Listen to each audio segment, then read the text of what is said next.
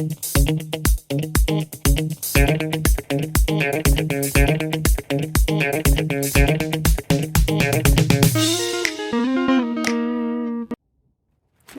hi.